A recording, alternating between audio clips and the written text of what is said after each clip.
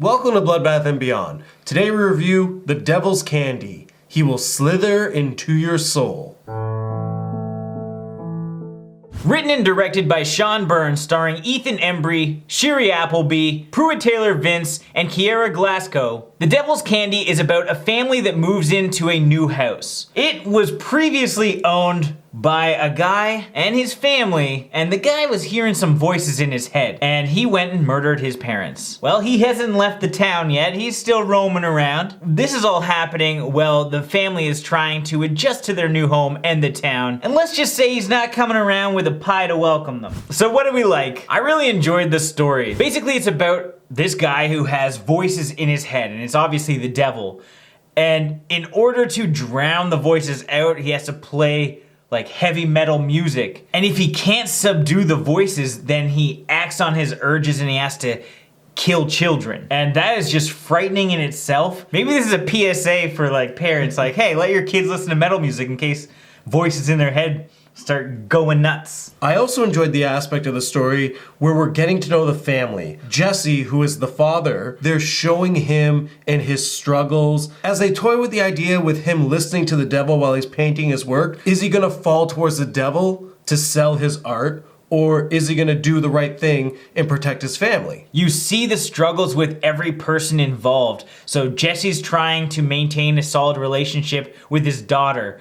His daughter is trying to go to a new school, and the mom has to deal with their relationship almost on the outside, as kind of, she loves them both, but they're at war with each other. And you can see how Jesse might be torn between his art and his family. I also liked how they covered the devil, and I liked that they kept the lore very simple. Because of the way that it's shot, there are a lot of like close-ups, there's a lot of match cuts, and there's just a lot of imagery that gives you this sense of dread while you're watching it. A small example is Ethan Embry, who plays Jesse, looking through the red glass cross outside of his door. Not only are the figures that come to his door distorted, but it also paints them all red as if it could be like a devil or an evil presence. And so there's a lot of different imagery that makes you think that something terrible is about to happen. And this film probably had one of the most powerful shots I've seen in cinema.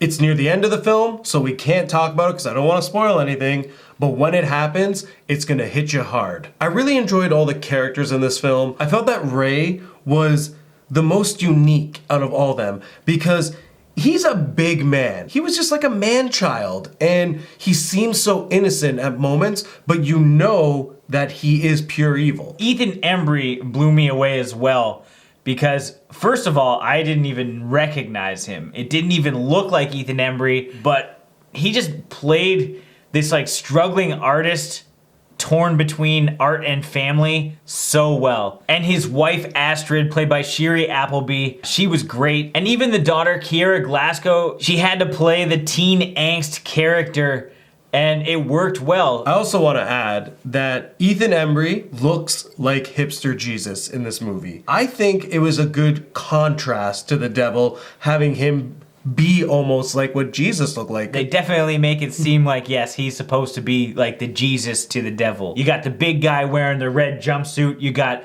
Ethan Embry, who's constantly just like a skinny, long-haired man with a beard, always in like yellow light and stuff.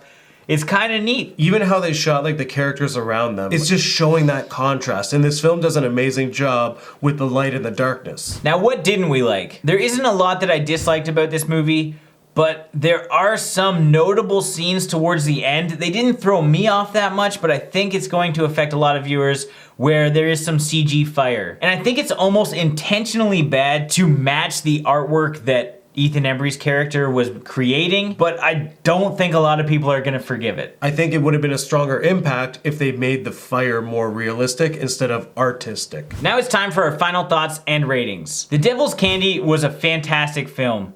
I absolutely loved it from a visual standpoint, but most importantly, the characters were well developed and well acted, and the story was super engaging. And everything felt like it had a purpose while also still delivering that mystery aspect that's gonna make sure that you want to keep watching the movie. There's a lot of frightening scenes, but not from a jump scare aspect, but for like a psychological aspect, and that creates a really big emotional impact. And with the emotions and everything else together, this is just a great movie, and I highly recommend it. So I'm gonna give this 5 flying V's out of 5. The Devil's Candy is definitely a sweet treat of a film. It's something that I think everyone should go check out because it's well paced, it's well shot, and the story is just so interesting. You're seeing the battle between good and evil, and the overall film just builds suspense. It has high tense moments that really has you on the edge of your seat, and you just feel for all of these characters. And there's a lot of moments in this movie that are just gonna have you in awe. So with that being said, I'm gonna give this film 5 butterfly paintings out of 5. Butterflies? So not metal. As always, thank you for watching. Like this video and comment below with your thoughts on the film if you've seen it. If you haven't and you do want to check it out, there are links in the description where you can find it. And this is your first time here, make sure you subscribe to the channel to stay updated with everything Bloodbath and beyond.